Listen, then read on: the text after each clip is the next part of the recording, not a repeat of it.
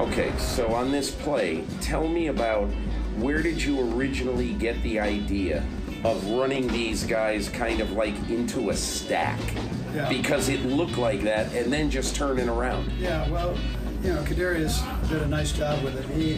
We bring him in, it's a run play, and that has an option to throw. And so... so here's Patrick and here's McKinnon. Yeah, so it's a run play that works towards the middle of the field, and then he comes in motion before that, gets himself inside. This corner bellied himself over the top. Yeah. Allowed him... That was Slay. Allowed him to work fast on the flat. And we kind of had a similar one with Sky on the other side. It was almost a duplicate. Yeah, a different play, but yeah. But this one comes in as a run play that has a pass option on it. And Pat read it out perfectly. Why do you think Patrick chose the pass on this instead of the run? Well, he saw what the corner did. Yeah, he saw what Slay did. Slay's a sharp dude. So, in other words, as soon as Kadarius Toney runs in and then comes back. Yeah, so you'd have Kelsey on the ball, Kadarius off the ball. Kadarius comes inside. He's thinking that it's a possible quick screen, duck in, and score. And so, right when he cleared Kels, it was over. I mean, he was too far inside. Kels worked up the field. Is Toney naturally, definitely going to come back? Every time. Every time? Yeah, and that's just Pat's read. I'll give you a name for it. Yeah. It's called corn dog. So, it's called what? Corn dog. It's not called corn dog. Oh, yeah, is it called corn dog? Nothing better than a good corn dog with some mustard and ketchup. That's there great. It is, the moment that we corn dog, mustard, and ketchup. It's called corn dog. Yeah. Not cornhole, corn dog. Corn dog. Well, it makes sense. The Chiefs, they got that mustard and ketchup color. It's a good play to, win the Super Bowl with right there. A little corn dog. I'm sure that's the greatness of Andy Reid and Bieniemy is, too, they name these plays where, they stick in guys' heads. They probably got a little rhyme and reason and a funny story behind it, and that's what makes you able to learn it and digest it better as well. But just part of the great game planning there of the Chiefs, and then, of course, the quarterback himself understanding what the defense was doing and taking advantage of that. Didn't they do the modified snow globe at one point, too? I think did. It was on the drive from the 5-yard line on second down. They did. It all happened so fast. And, the problem when you're in the press box, and this is the ultimate first world problem, the game is happening in front of you, but they got monitors everywhere that give you a much better view of the action. But it's like a half second behind what's happening on the field. So sometimes I get caught between watching here, looking down, and I missed the little snow globe thing. I was upset that I missed it. I kept waiting for the behind-the-back pass, too. Patrick Mahomes has promised yet again this past week it's coming at some point, and we'll have to wait until the 2023 season. Yeah, Mike, I'm sure it's coming. It'll be coming to a theater near you. Now he's got 2 Super Bowls in his pocket, too. He'll be even more brave than ever before. But, this is why this guy is officially in the upper room of the Hall of Fame now. Just Andy Reid and them, the situational moments, for the most part, they won in this game. Just like they did against the 49ers in that Super Bowl, where the third and fourth and shorts and all of that are the big moments and got to have it. They had the right plays dialed up. And they did that in their first Super Bowl victory with a lot of creative plays and movements and things we saw, if you remember back to the time. So the extra week, Andy Reid, again, just shows that his ability to tinker and toy with things is as good as anybody we've ever seen in the history of football. And it's amazing, grand scheme of things, how little time we've had to appreciate Patrick Mahomes. When I'm at the Super Bowl, I think back to past Super Bowls and reminiscing about Super Bowl 51, the 28-3 game, the one that gave Tom Brady number 5, putting him past Joe Montana. Mahomes hadn't even been drafted yet. Hadn't even been picked yet.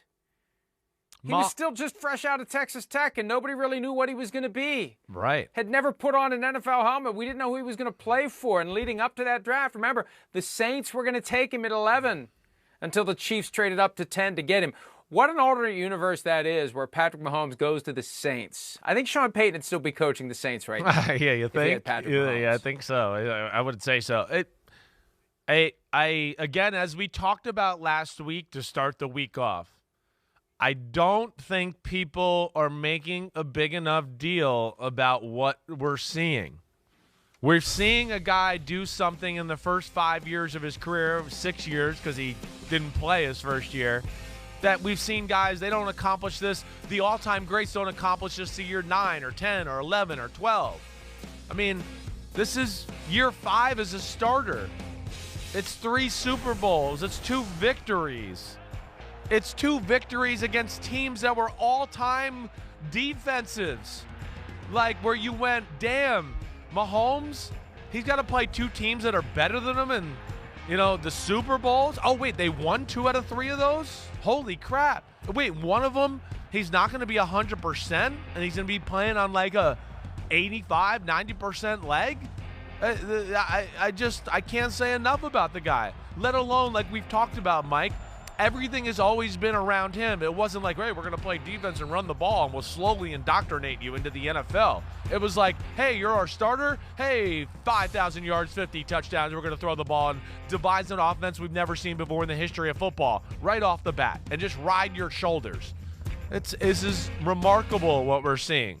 He's on a trajectory right now to be the greatest quarterback of all time. Right there with Brady as far as accomplishments, and of course his talent's greater than Brady. So that's where this is amazing, what we're seeing out of 15 in Kansas City. I remember last Monday we showed the Patrick Mahomes highlight reel for 2022. It was exhausting. It was better than the career highlight reels for most quarterbacks from one season. Yes. And Chris, think about this. You could make the argument that they've underachieved. They've had 5 straight AFC Championship games at home.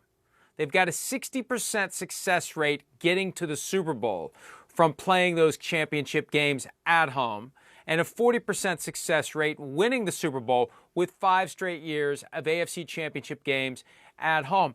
And I haven't said this in a while, but it could have been 6 straight AFC Championship games at home. That offense in 2017, his rookie year, was sluggish midway through the season. And somebody on this show was saying, why don't you bench Alex Smith for Patrick Mahomes? Travis Kelce was on this show at one point saying, Mahomes is doing amazing things in practice. And I remember that preseason game against the Titans from 2017 where he rolls to the right, he throws a laser, gets hit in the face, and it's like, this guy's got something. Yeah, right. And credit to Andy Reid for seeing it through with Alex Smith. He was committed to keeping Patrick Mahomes on the bench for a full season. He played in that Week 17 game that was meaningless. It was a game against the Broncos. But who knows what would have happened if all of a sudden this Mahomes magic starts to unfold on football fields toward the end of a season where nobody's ready for it. It just kind of explodes out of nowhere. Can you imagine what that would have been like if you throw that on top of it? So, to your point, he's got 6 seasons in the NFL. He's only been playing for 5 years, and he's got 2 Super Bowl MVPs. He's ahead of everybody.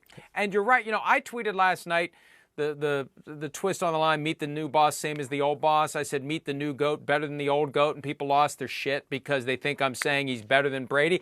At his best, in what we've seen over the first 5 years of his career, he's better than Brady ever was. The question now is how many more of these rings will he amass? Right. But if you give me the choice, at his best, yes, Patrick Mahomes versus Tom Brady at their best, right, I am not hesitating. Nobody Sorry, Tommy, is. I'm taking Patrick Mahomes. Right. I mean, I don't, no doubt. Again, that's where it's accomplishment and the player are different things.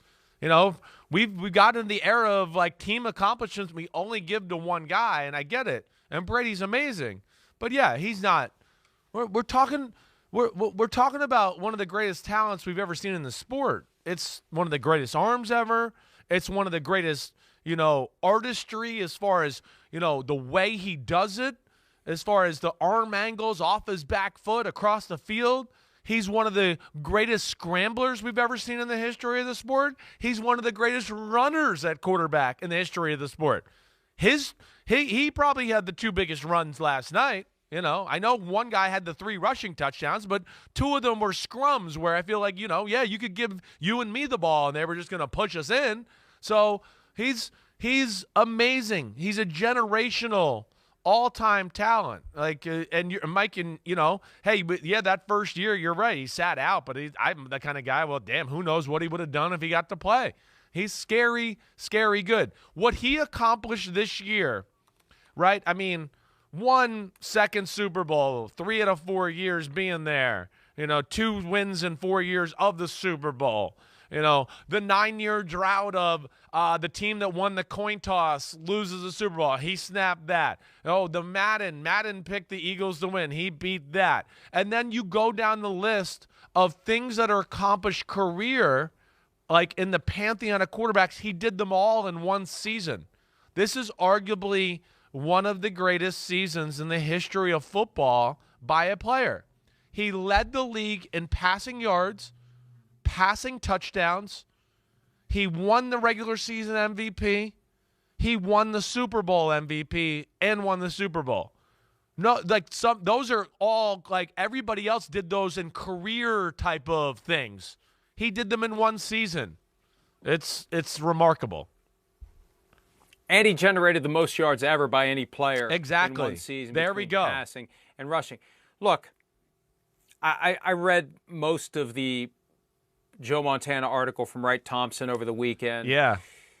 There's a point where after Brady went to Super Bowl 50, got booed, understandably, because the Broncos were one of the teams there. It's like Dak Prescott getting booed last night. Oh, I know. That was how horrible was that? Joe Montana got cheered, and a month later, Julian Edelman was at Brady's place, and they were working out, and he just had Houston written on the board. Why is Houston? Well, that's where the next Super Bowl is. And Edelman says, we're going to get you past Montana. And Brady said, I'm not chasing Montana. I'm chasing Jordan. I want 7. And I mentioned Jordan because Mahomes is the Michael Jordan. Yeah, he's the Jordan, right. Mahomes is the guy who's changing the way that we take in the game, changing the way the quarterback plays, changing the way that kids play in their backyards. We've talked about that in the past. Everybody's trying to do the sidearm pass and the no-look pass and all this other stuff. And Chris, Michael Jordan didn't win a championship until his 8th season. Yeah. Mahomes has 2, and he's got 2 more years to go before he gets to 8. This guy's going to start. I know a lot's got to fall your way.